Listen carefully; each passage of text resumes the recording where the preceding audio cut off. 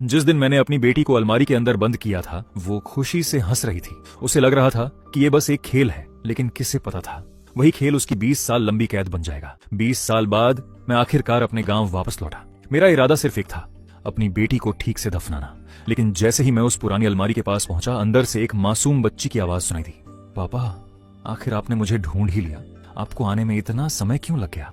20 साल पहले मैंने अपनी बेटी को उसी अलमारी में बंद किया था और फिर अपनी पत्नी और बेटे के साथ गांव छोड़ दिया था। अब मेरा बेटा शादी करने वाला था। शादी शुभ हो, इसलिए मैं और मेरी पत्नी एक ज्योतिषी के पास गए ताकि सही मुहूर्त निकलवा सकें। लेकिन जैसे ही उसने अपनी गणना पूरी की, उसका चेहरा अचानक गंभीर हो गया। ये गणना ठीक नहीं है। क्या आपकी कोई और खोई हुई संतान भी है?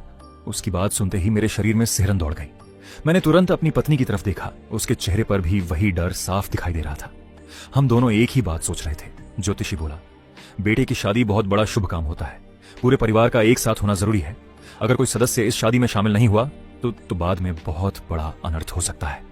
मैंने घबरा कर पूछा, कैसा अनर्थ? वो कुछ पल चुप रहा, फिर धीमी आवाज में बोला, बेहतर होगा आप ये मत पूछिए।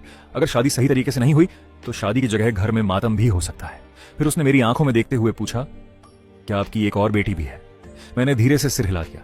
वो गहरी सांस लेकर बोला, तो यही वजह है। मेरी गणना के अनुसार वो अभी भी बाहर भटक रही है। आपकी बेटी घर वापस आना चाहती है और वो कोई साधारण लड़की नहीं है। उसकी बात सुनकर मेरा दिमाग सुन्न पड़ गया। मेरी बेटी को मरे हुए 20 साल हो चुके थे, फिर वो वापस कैसे आ सकती थी? ज्योतिषी बोला, पुराने समय से एक नियम चला आ रहा है। मृतकों को दफनाया जाता है और जीवित लोग घर लौटते हैं। शादी जैसे शुभ काम में जरा सी भी गलती नहीं होनी चाहिए। पहले अपने परिवार को पूरा करो, फिर वापस आना। उसकी आवाज इतनी दृढ़ थी कि हमारे पास लौटने के अलावा कोई रास्ता नहीं था। घर पहुंचते ही मेरी पत्नी परेशान होकर बोली, अब क्या करेंगे? 20 साल हो गए। शौड़ी तो कब की मर चुकी होगी। हम बेटे की शादी बर्बाद नहीं होने दे सकते, लेकिन उसे वापस कैसे लाएं? मैंने झुंझलाकर अपने बाल पकड़ ली। मैं खुद भी अंदर से टूट चुका था। मेरी बेटी का नाम चेन श्याओड़ी था।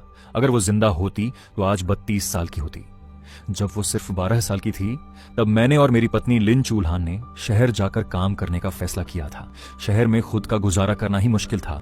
2 बच्चों को साथ रखना और भी बड़ा बोझ बन जाता। मैंने कहा, अगर बेटे को साथ ले जाइए तो ठीक है, लेकिन श्याओड़ी को यहां अकेला छोड़ देंगे तो उसकी देखभाल कौन करेगा? मेरी पत्नी ने बिना किसी भावना के जवाब दिया, उसे किसी की जरूरत नहीं है। उसे घर में बंद कर देंगे, आगे से ऐसे जीना जैसे वो कभी पैदा ही नहीं हुई। उसकी बात सुनकर मैं सन्न रह गया, लेकिन उसके चेहरे पर जरा सा भी पछतावा नहीं था। वो बोली, इसमें अजीब क्या है? गांव में कितनी लड़कियों को पैदा होते ही छोड़ दिया जाता है। हमने उसे 12 साल तक पाल लिया, वही बहुत है। अगले दिन हम सामान पैक कर रहे थे। श्याओड़ी और उसका छोटा भाई खुशी खुशी अपने खिलौने बैग में भर रहे थे। उन्हें नहीं पता था कि आज क्या होने वाला है।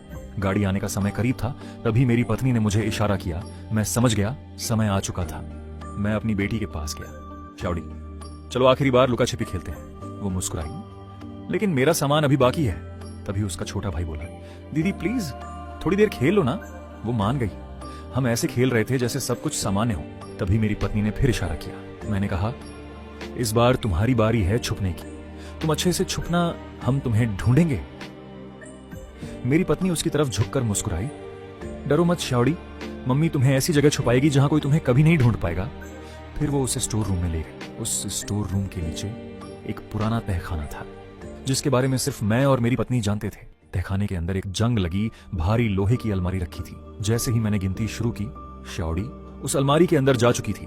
अलमारी इतनी भारी थी कि एक बच्ची उसे कभी खोल ही नहीं सकती थी। कुछ देर बाद मेरी पत्नी ऊपर आई। उसके हाथ में ताला था और उसी रात हमने पुलिस में रिपोर्ट लिखवाई कि हमारी बेटी गायब हो गई है। उस समय गांवों में बच्चा चुराने वाले बहुत सक्रिय थे।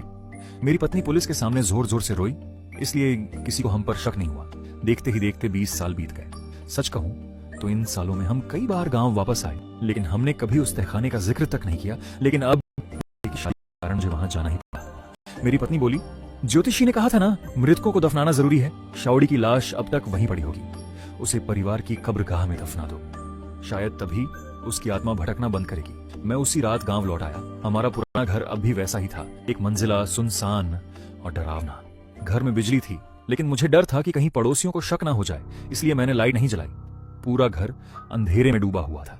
मैं धीरे धीरे स्टोर रूम की तरफ बढ़ा, लेकिन जैसे ही अंदर कदम रखा, मुझे कुछ अजीब महसूस हुआ। ऐसा लग रहा था जैसे कई दरवाजे खुले हुए हों।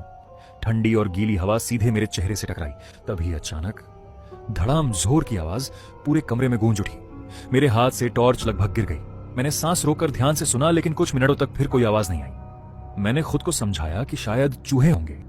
फिर मैं आगे बढ़ा। 20 साल बाद भी ताला वहीं लगा हुआ था, लेकिन तभी अचानक अंदर से हंसी की आवाज आई। मैं कांप उठा। कौन है वहां? कोई जवाब नहीं आया। मैंने पूरे कमरे में तलाश की, लेकिन वहां कोई नहीं था। फिर मैं वापस अलमारी के पास गया और ताला खोलने लगा। तभी अंदर से आवाज आई, पापा क्या आप आ गए? मैं बहुत देर से आपका इंतजार कर रही हूँ। मेरे हाथ दर्द कर रहे हैं। वो आवाज बिल्कुल मेरी बेटी जैसी थी। मैं डर से जम गया। 20 साल एक बंद अलमारी में कोई इंसान कैसे जिंदा रह सकता है? अंदर आखिर था क्या? पापा मुझे बाहर निकालो, मैं अब लुका छिपी नहीं खेलना चाहती। मैं डर के मारे तहखाने से भाग निकला। चाबी भी वहीं गिर गई। घर पहुंचकर मैंने सब पत्नी को बताया, लेकिन उसने मेरी बात पर यकीन नहीं किया। तुम बस डर गए हो, ऐसी बातें इस दुनिया में नहीं होती। उसी समय होने वाले समधी का फोन आया। उन्होंने पूछा शादी की तारीख निकलवाई या नहीं। मैं सच नहीं बता सकता था, इसलिए बहाना बना दिया। उस रात मैंने बहुत शराब पी, लेकिन दिमाग से वो आवाज निकल ही नहीं रही थी। अगर वो इंसान थी तो 20 साल कैसे जिंदा रही, और अगर वो भूत थी तो अलमारी में कैद कैसे थी? इन्हीं सवालों के बीच मेरी आंख लग गई। तभी अचानक किसी ने मुझे झकझोर कर उठाया। वेंडो उठो! मैं घबरा कर बैठ गया। मैंने अलमारी खोल दी। क्या? किसने कहा था खोलने को? वो मेरे पीछे